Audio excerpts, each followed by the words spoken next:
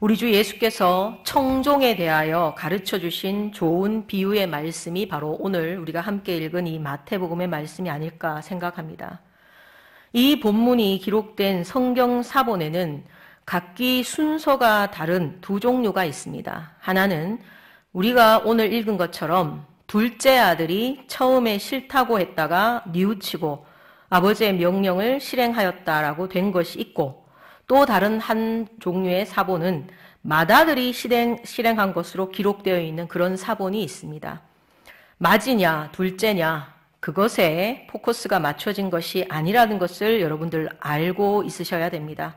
중요한 것은 청종한 자가 누구냐라는 것입니다.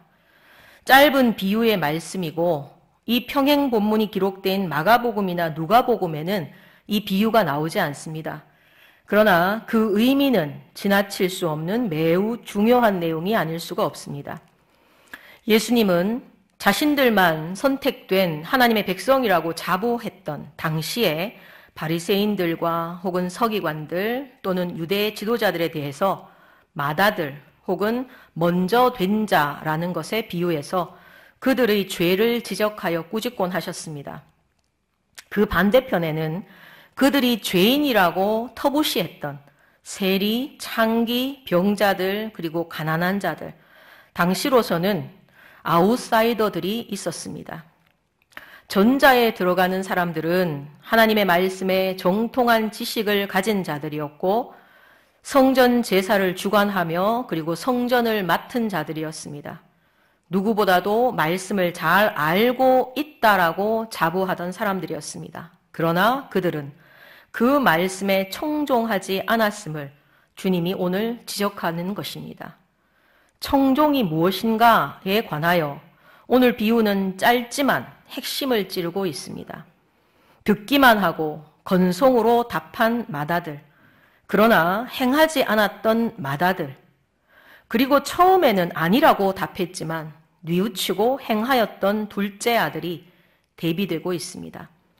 여기서 중요한 것은 맏아들이든 둘째 아들이든 둘 다 아들이었다는 점입니다.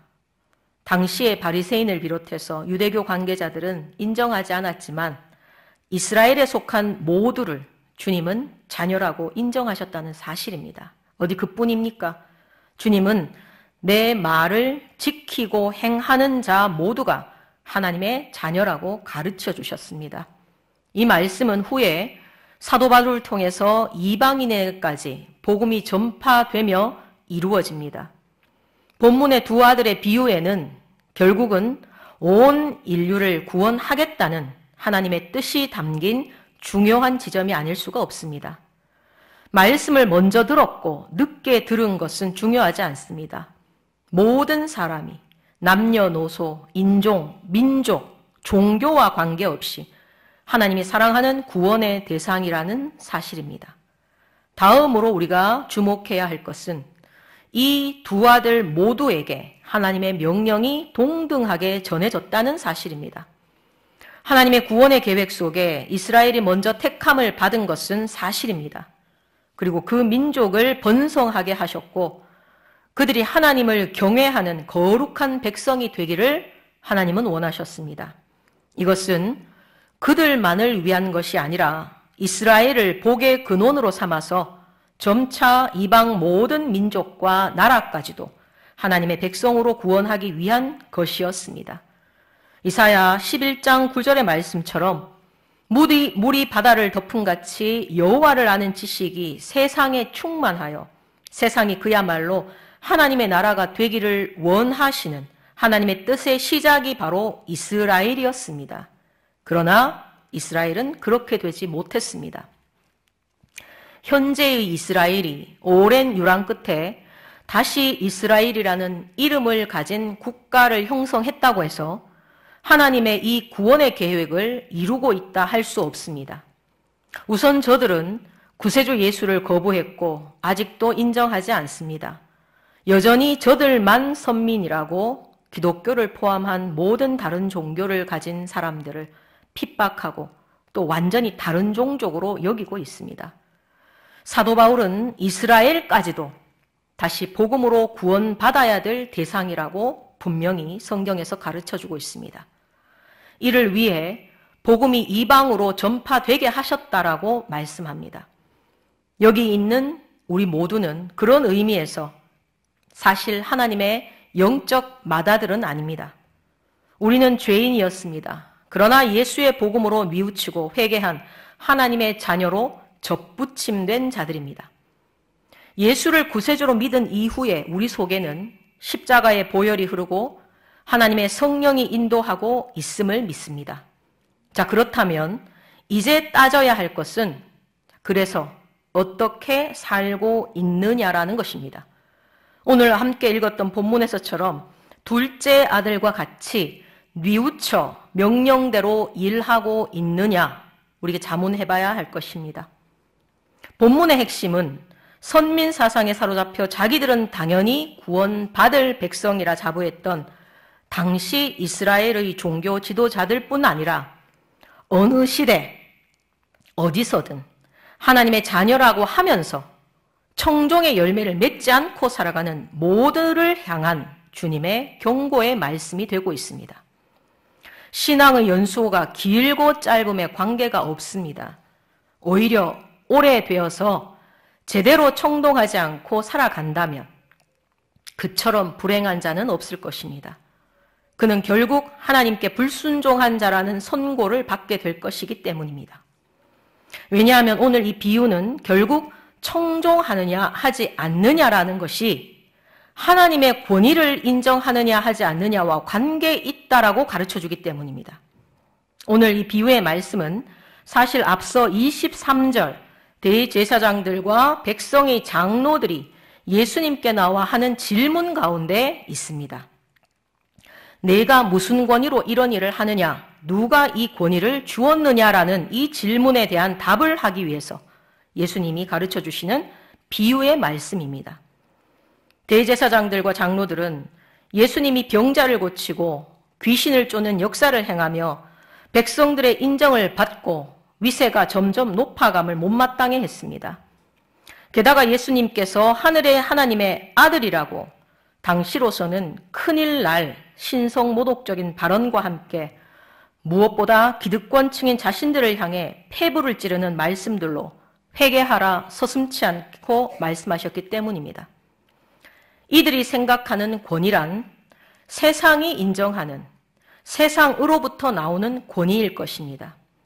그러나 예수님께서 말씀하시는 권위는 하늘로부터 하나님 아버지로부터 내려오는 권위였습니다. 충돌할 수밖에 없겠죠.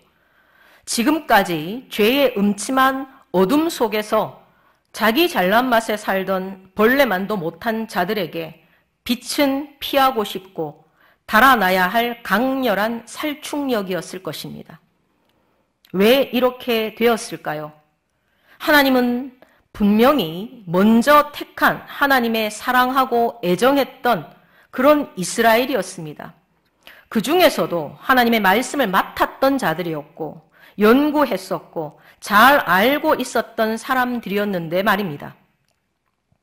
들었지만 듣지 않았고 알았지만 깨닫지 못했기 때문입니다. 머리로만 지식으로만 아는 하나님의 말씀이라는 것은 모르는 것만 못함을 이들이 대표적으로 우리들에게 보여주고 있습니다. 이단들 역시 마찬가지입니다.